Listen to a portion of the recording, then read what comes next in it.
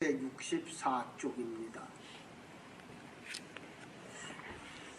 호세아서 1264쪽, 호세아서 10장 12절로 15절 말씀까지, 12절로 15절 말씀까지, 호세아 10장 12절부터 15절 찾으셨으면 같이 읽습니다.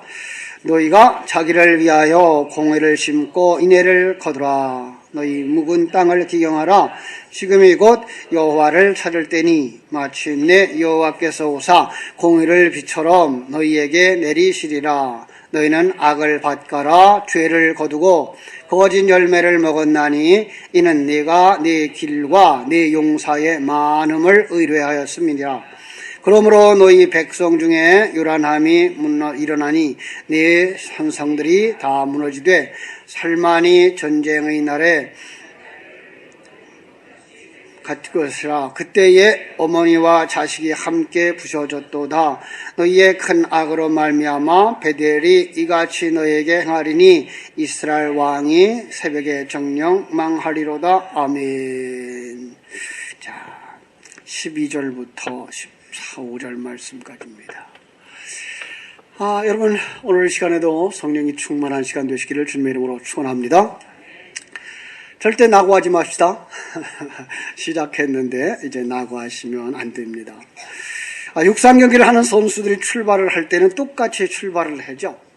그런데 한 번 뒤떨어지면 따라가기가 정말 어렵죠. 가끔 우리 한국 선수들 겨울 되면 잘하는 운동 뭐죠? 스케이트. 무슨 스케이트라고 그래요? 쇼트트랙.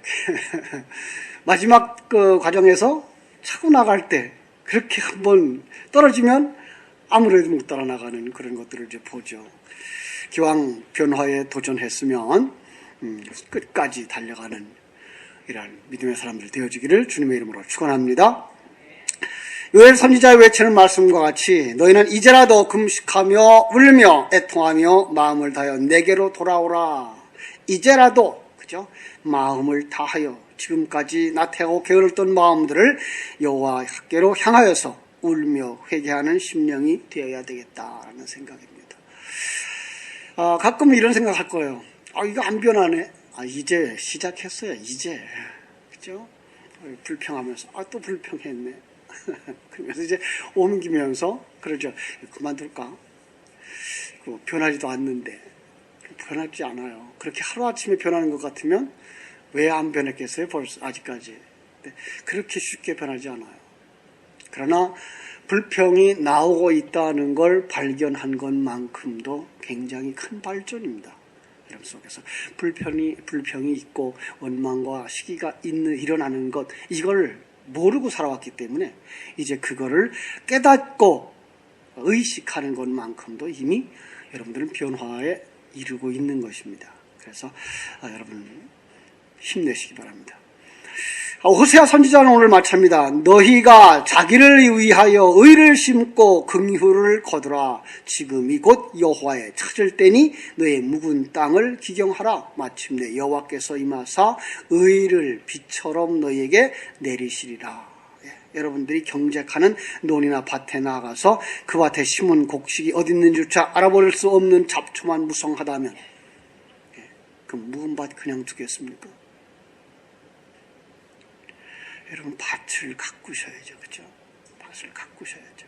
잡초를 뽑고 돌멩이를 주워내버리고 가시덤불을 제거하고 길가바닥같이 굳어버린 밭을 갈아엎어야 되지 않겠습니까? 저는 농사할 때 굉장히 이제 땅을 사랑했어요. 그래서 계단논 같으면 어떻게 하든지 이제 옛말에 그랬죠. 핫뱀이 친다 그랬죠. 위에 높은 땅을 겨울에 꽁꽁 얼은 것 파다가 맨 깊은 땅에다 메꾸어서 이제 큰 한 밭을 만들고 논바닥 구석구석까지 이제 다 정리해서 곡식을 심는 그런 일을 했어요. 그리고 조금이라도 땅을 늘고 나가려고 애를 썼는데 그 땅을 이제 팔고 벌써 이제 한 30년이 넘었네요. 그러죠. 30년이 넘었죠. 그죠?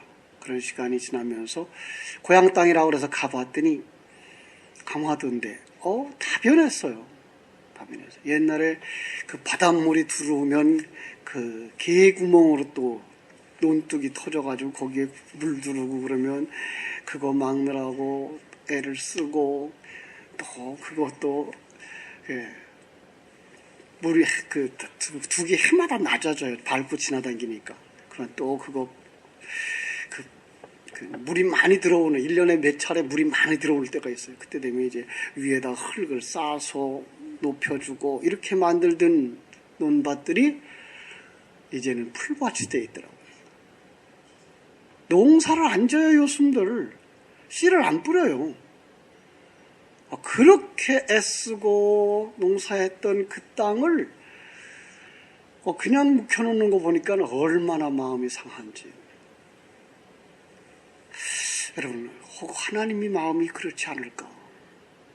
우리의 마음을 옥토로 만들었는데 그 옥토의 밭에 잡초가 무성하고 돌들이 굴러다니고 그래서 씨 뿌린 곳이 어디 있는지 몰라요. 그러니까 정부에서 그것을 어떤 벌금을 하고 그럴까봐 그냥 밭 한 구퉁이에다가 조그맣게 뭐 콩 몇 개 뿌려놓고 이쪽에 조금 그냥 고구마 몇 개 심어놓고 그리고 농사했다라고 그런다 그래요. 그래서 이야 이거 참 어떻게 이러면서 사나? 참 이 세상 이래도 되는 건가?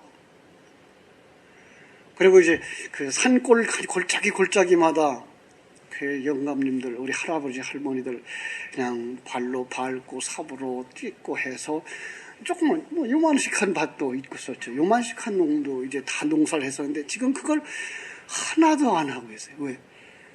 뭐 기계가 못 들어간다고 안 한다나요. 뭐 요즘은 뭐 묵혀도 뭐 저거가 나온다나요. 보상이 나온다나요. 이러면서 농사를 안 지어요. 그걸 볼 때 그냥 얼마나 마음이 아픈지. 거기 옛날에 전부 다 농사했던 땅이거든요.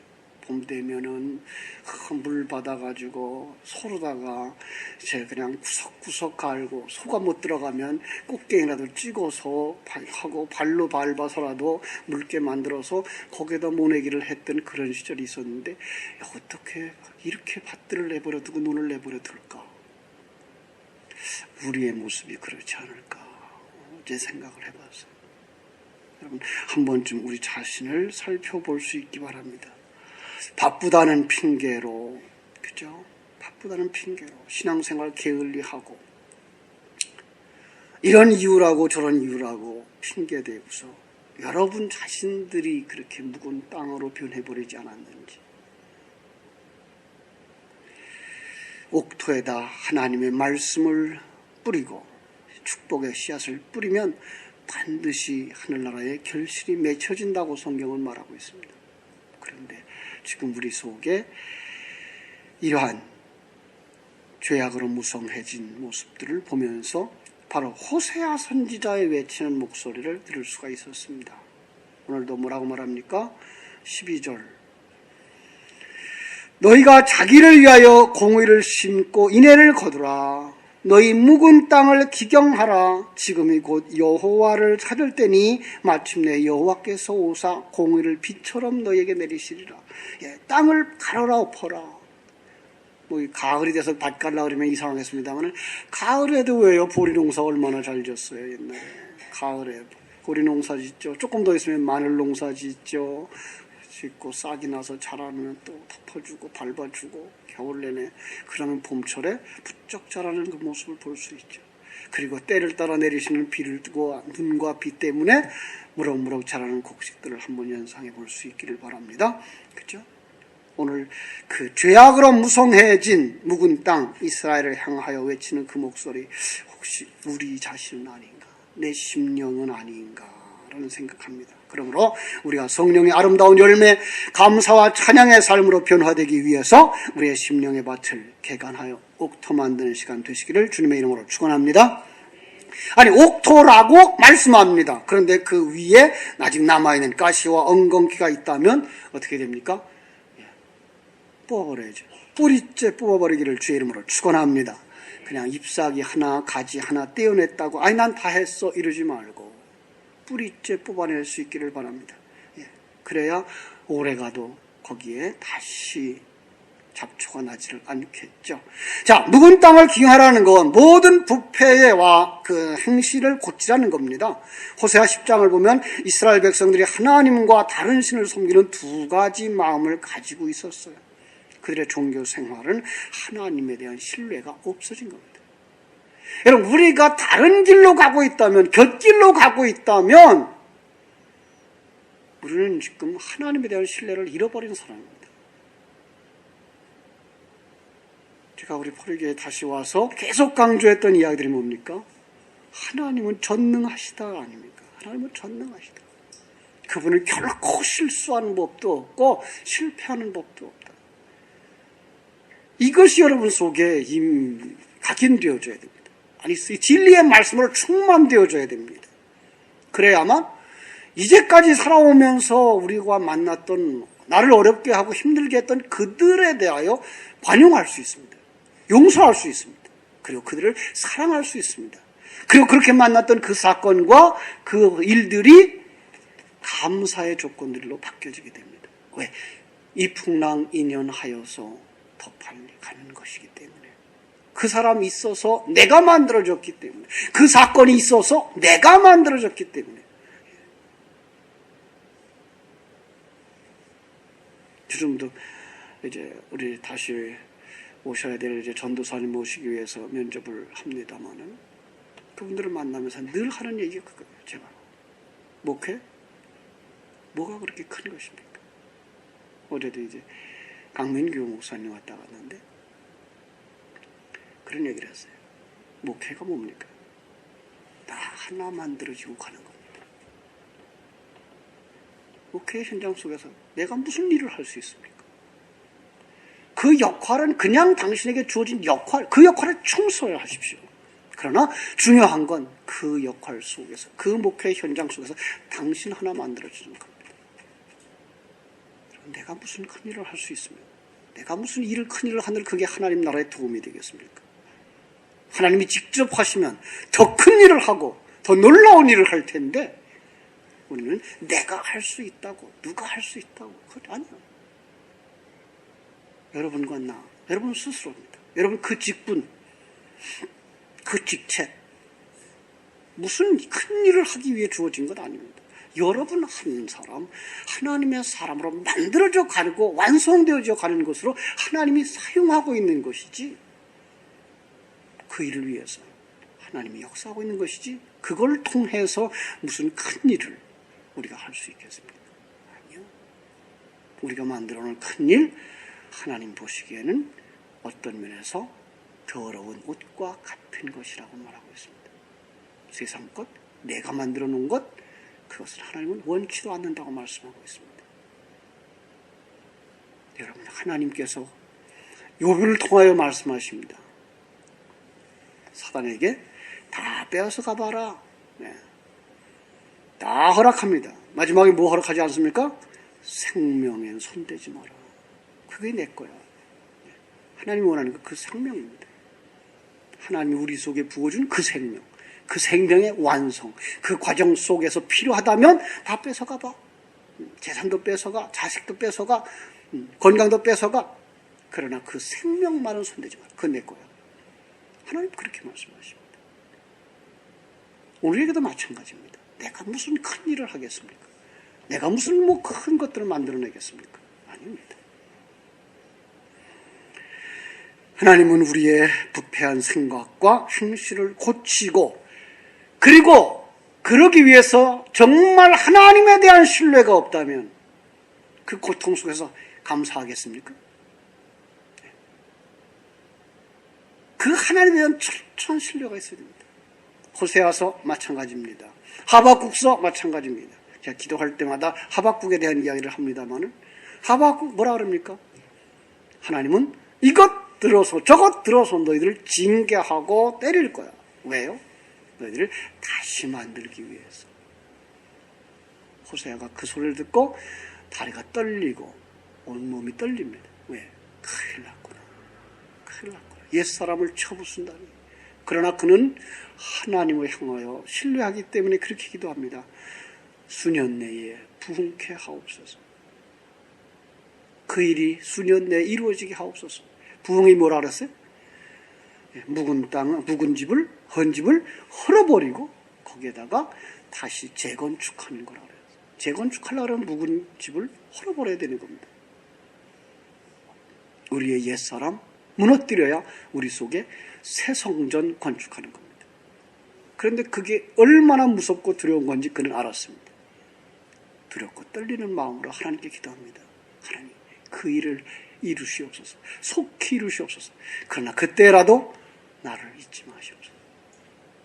그죠? 우리는 그 하나님에 대한 절대적 신뢰 잊지 마시기를 주님의 이름으로 축원합니다. 야고보서 4장 4절이나 8절에 보면은 세상과 벗된 것이 하나님과 원수되는 것이라 그랬고 그 사람이 두 마음을 품은 사람이라고 했습니다. 두 마음 품은 사람은 뭐예요? 세상을 사랑하는 마음, 세상의 가치관을 가진 사람. 세상의 가치관이 뭐예요? 잘났어, 못났어. 그죠? 이게 세상의 가치관입니다. 하나님의 가치관은 뭡니까? 모든 걸 합력해서 선을 이루는 거야. 하나입니다. 네, 진리입니다. 하나님은 하나입니다. 모두가 아름답습니다. 모두가 아름답습니다. 예. 묵은 땅을 기경하라는 것은 자신의 영적 세계를 성장시키고 발전시키라고 말하는 것입니다. 그렇습니다. 하나님은 영이십니다. 하나님을 알 수 있는 것은 성령에 의해서만 가능합니다. 그것을 요한복음 8장 32절에서는 진리를 아는 것, 그래서 진리를 알지니 진리가 너희를 자유케 하리라 그랬습니다. 어떻게 하면 주님의 일을 할 수가 있습니까? 어떻게 하면 하나님께 응답할 수 있습니까? 예레미야 33장 3절 너는 내게 부르짖으라 내가 내게 응답하겠고 내가 알지 못하는 크고 은밀한 일을 내게 보이리라. 어떻게 하면 환상을 볼 수 있습니까? 어떻게 하면 예언을 할 수 있습니까? 어떻게 하면 꿈을 가질 수 있습니까? 요엘서 2장 28절 말합니다. 그 후에 내가 내 영을 부어주리니 진리의 영을 부어주면 너의 자녀들이 장래의 일을 말할 것이고 예언할 것이고, 그죠? 장래의 일 무엇을 얘기합니까? 천국에 관한 얘기요. 천국의 일을 말하는 진리의 선포자가 되는 것, 이게가 예언이라고요. 늙은이는 꿈을 꿀 것이고요. 예, 그전에는 늙어서 이제는 소망이 없구나, 이거 죽으면 끝이로구나 했던 그 사람이 뭐 한다고요? 이제 천국에 대한 꿈이 생겼다고요. 예. 뭐 하면? 성령이 부어질 때. 젊은이들은 이상이 있었다고요. 이상이 없었다고요. 꿈이 없었다고요. 비전이 없었다고요. 성경은 뭐라 그럽니까? 꿈이 없으면 망한다고. 그런데 그들에게 이상이 생겼어요. 비전이 생겼어요. 왜? 천국에 대한 소망이 가득해졌기 때문입니다. 기적은 오늘도 일어나고 있습니다. 가장 큰 기적은 여러분과 내가 예수를 믿는 것입니다. 그 하나님이 요구하는 자기를 부인하고 십자가 지는 길로 가는 것입니다. 그걸 누가 좋아합니까? 그 길을 누가 감사하며 갑니까? 그 일을 누가 찬송하며 갑니까? 하나님의 생명이 뚫고 들어와 허리띠를 메고 우리가 옛사람이 원치 않는 곳으로 끌고 가는 것입니다. 그런데 그게가 하나님의 뜻인지 알고 그게 감사와 감격이 생겨나면 어떻게 됩니까? 그 입술에서 찬송이 나오고 그 발걸음에 힘이 생겨 그 길을 자원하여 걸어가는 것입니다. 헌신하며 걸어가는 것입니다. 물론 성령께서 우리를 이끌어 가시지만 말입니다. 우리는 기도로의 세계를 발전시켜야 됩니다. 개발해야 됩니다. 기도는 만사를 변화시킵니다. 야고보서 5장 15절로 16절 보면 믿음의 기도는 병든 자를 구원하리니 주께서 그를 일으키시리라. 의인의 간구는 역사하는 힘이 큼이니라 했습니다. 그렇습니다. 기도의 능력은 한계가 없습니다. 그러면 우리는 언제 기도해야 될까요? 특별 새벽 기도에만? 아니요. 우리는 항상 기도할 수 있어야 됩니다. 그렇죠? 하나님은 항상 기도하라고 말씀하고 있습니다. 특별히 우리의 기도는 진리에 대한 묵상이라고 그랬습니다. 그래서 기도할 때마다 전능하신 하나님에 대해 다시 묵상할 수 있어야 되고, 그 속에 하나님의 보내심을 받은, 이 땅에다 하나님의 보내심을 받은 자신을 묵상할 수 있어야 되고, 그리고 자기의 인생의 목표, 그리고 삶의 목표, 하나님이 나를 왜 보내셨으며 어떻게 살게 하시고, 그리고 어떻게 완성해서 우리를 데려가실 것인가를 주야로 묵상하는 삶, 그게가 기도입니다. 그 삶에 이르지 아니하고 그냥 어린아이처럼 맨날 이것 주세요 저것 주세요 하는 기도는 아직 어린아이입니다. 어떤 면에서 어떤 면에서 거듭나지 못한 자입니다. 왜요? 하나님의 세계가 보이지 않기 때문에, 보이지 않는 이 땅권만 구할 수밖에 없습니다. 그런데 그걸 얻습니다. 하나님은 그걸 통해서 하나님의 세계로 들어오라고 신호를 주기도 하고, 사단은 그걸 통해서 우리를 곁길로 빠지기도 합니다. 그래서 기도 응답 받았다고 여러분 마냥 좋아만 할 거 아닙니다. 내가 원하는 대로 일이 되어졌다고 해서 마냥 좋아할 일만은 아닙니다. 그렇습니다. 우리는 이것이 하나님께로부터 온 것인가를 생각해야 되고, 하나님이 이 일을 통해서 무엇을 하려고 하시는가를 깨달을 수 있어야지, 요나의 도망하는 길을 아시죠? 도망가려고 했습니다. 곧바로 뭐가 준비됩니까? 배가 준비됩니다. 기도 응답입니까? 아닙니다. 그럼에도 불구하고 그 길을 갑니다. 하나님은 그럼에도 불구하고 그 속에서 그에게 역사하는 모습을 우리는 볼 수 있습니다. 그것은 기도의 응답은 하나님께로부터 온 것은 아니었습니다. 하나님이 원하는 것은 네가 죽어서 저 니느웨 백성을 살리라고 하는 것이었습니다. 오늘 옛 사람을 벗어버려야 새 사람이 사는 역사입니다. 그런데 우리는 새 사람을 죽이기보다 새 사람 쫓아가는데 바쁩니다. 옛 사람 쫓아가는데 바쁩니다. 그렇죠? 자, 특별히 시간을 정해놓고 기도했던 사람들이 있습니다. 다니엘과 같은 사람, 또 베드로 요한과 같은 사람, 우리는 시간을 정해놓고 기도할 필요가 있습니다. 사실은 세상 일에 너무 바삐 끌려가거든요. 그렇죠? 저는 새벽 예배에 대해서 굉장히 강조하고 있습니다. 지금 우리 교회 다시 오면서 느낀 것, 이 새벽이 얼마나 좋은가. 하루를 진리의 말씀으로 채우고 그 진리의 말씀 붙잡고 살아갈 수 있도록 이끌어주시는 하나님의 그 계획, 얼마나 감사한가. 그래서 여러분 새벽이 정말 좋은 시간 되어지기를 바랍니다. 이번 특별 새벽 기도의 기간만 아니라 이후에도 계속해서 이 새벽을 깨우셔서 진리의 말씀 묵상하고, 또 하나님 말씀에 있는 것 하나하나 정리해 나가고, 그 한 단어 한 단어들이 서로 연결되어지고 확장되어져 나가기 시작하면, 저에게 공부를 했던 학생이 한 얘기가 있습니다. 그도 이제 외국에서 들어온 선교단체를 통해서 여러 번 공부를 했는데 저를 만나서 그런 얘기를 했습니다. 한 조각 한 조각 부속품들이 연결되어지고 이젠 기계가 돼서 돌아가는 것 같이 느껴집니다. 그랬습니다. 맞습니다. 한 단어 한 단어들이 그냥 멀리 떨어져 있었는데 기계가 연결되어지고 돌아가지기 시작하면 엄청난 역사를 이루게 될 줄로 믿습니다. 네. 얼마나 감사한지. 그들과 만남을 통해서 그들의 삶이 변했습니다. 3개월, 6개월, 1년, 2년 공부하면서 정말 이혼 직전의 사람이 이제는 그가 그를 사랑하며 이해하고 용납하며 지금은 중국 교회에서 제가 맡겨놓은 그 일을 감당하는 사역자로 서고 있게 되었습니다. 그런가 하면 어떤 여자분은 남자보다도 더 용감한 분이 있었습니다. 우리 낙원사님보다 더 힘세고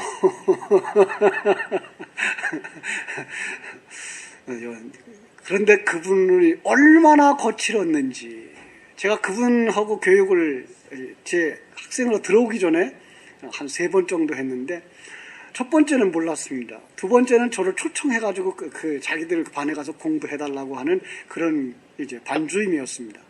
그 공부하러 갔는데 거기에 장애자 하나를 누가 정신적인 이상이 있는 사람을 하나 데리고 왔어요. 그 전도사님 한 분이. 공부할 시간에 그런 사람 데려다 놨다고 싸우는데 얼마나 거칠은지. 그래서 예배 시간에, 그 공부 시간에 먼저 그 얘기에 대해서 이제 회개하라고 그러고, 이제 우리 통성으로 기도했더니 혼자 다 울어요. 혼자 다 울어. 그냥 기도 시간은 혼자 다 울고, 그 다음에 성경 공부 끝났는데 또 돌아갔어요. 이런 일 저런 일 불평하고. 정말 그때 끝까지 공부를 안 하고 싶었을 정도로. 그리고 다시는 이 사람들하고 교제 안 한다 그랬는데, 지금 중국에서 제 사역을 계속 이어가고 있는 그분이 한 번 학생들을 데려오면 안 되냐 그래서 전사님이 추천한다 그러면 오라 그러십시오 그랬더니 딱 문을 열고 들어오는데 그 아줌마야. 전도사님이야. 그런데 하나님이 그를 바꾸시는데 정말 놀랍게 바꿨어요. 로타리에서 오토바이를 타고 다녔어요. 오토바이를 타고 남자보다 더 빨리 몰고 다녔대요. 그 빨리 몰고 달리던 오토바이하고 트랙터하고선 부닥쳐버렸어요. 오토바이가 부서지고 사람이 몇 바퀴 굴렀는지 몰라요. 뇌가 깨져버렸어요. 바로 내일 주일 지나면 모레 공부하러 와야 되는데 토요일 날 그렇게 된 거예요. 또 한 달, 2달, 3달 못 왔어요. 뇌가 깨져버리고 병원에 입원하고 먹은 거 없으니까 기운이 빠지니까 조용해졌더라고요.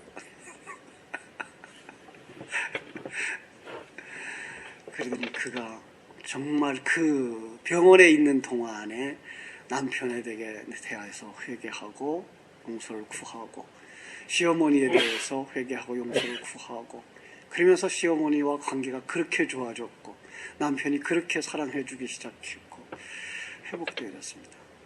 그래서 내가 바로 증인이라고 그럴 정도로 바뀌는 모습을 봤습니다. 그렇습니다. 하나님께서 진리의 말씀이 들어가면 바꾸십니다. 빨리 바꾸십시오. 또 머리통 깨지기 전에. 하나님의 은혜 속에서 정말 우리의 심령의 죄악의 잡초가 세상의 염려와 재리의 가시덤불이 묵은 땅에서 거쳐지게 되기를 주님의 이름으로 축원합니다. 우리는 옥토밭입니다. 그렇습니다. 반드시 30배, 60배, 100배의 열매를 맺게 될 것입니다. 문제는 아직도 벗어버리지 못한 옛사람의 중독, 가시덤불, 엉겅퀴, 성령의 불로 태우시고 말씀으로 갈아엎어 하나님이 뿌려놓은 씨가 하나님이 뿌려놓은 생명이 자라나 꽃피고 열매 맺게 되기를 주님의 이름으로 축원합니다. 자, 그 일을 위해서 여러분 곁에 있는 사람이 있습니다. 우리 인사합시다. 고맙습니다. 예, 감사합니다. 감사합니다. 예. 고맙습니다. 집사님한테 고맙습니다. 집사님 감사합니다. 예, 권사님 감사합니다. 예, 장로님 고맙습니다. 감사합니다. 그래요. 그냥 입도 안 열고 웃기만 하는 사람들이 있어요. 이제 입을 열어서 정말 고마움을 표현할 수 있고, 예.